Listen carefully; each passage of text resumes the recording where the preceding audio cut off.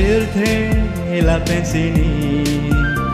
Ranam si ka pinchong Lisum si ya phanta Ranam si ka soljong Virte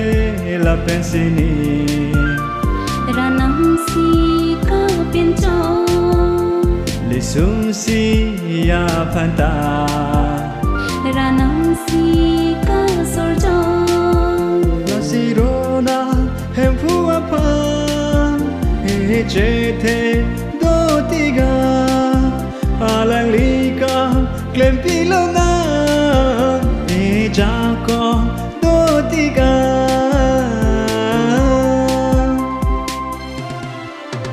la si vang nam thare doa Hem phua kam klem pilona la pen vang nam sami doa Hem phua dong pa thilona ho ho ho ho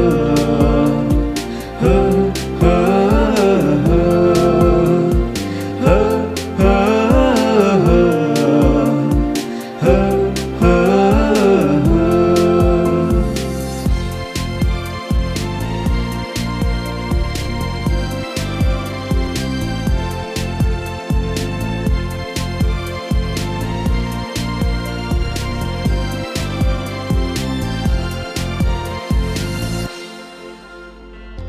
Asad levang seta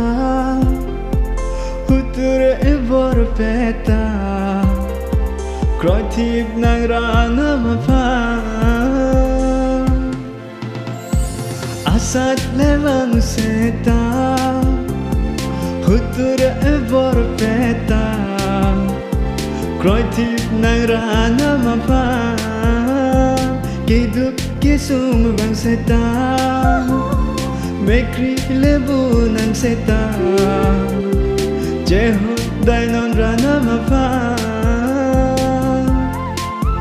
Kesung penta joglong po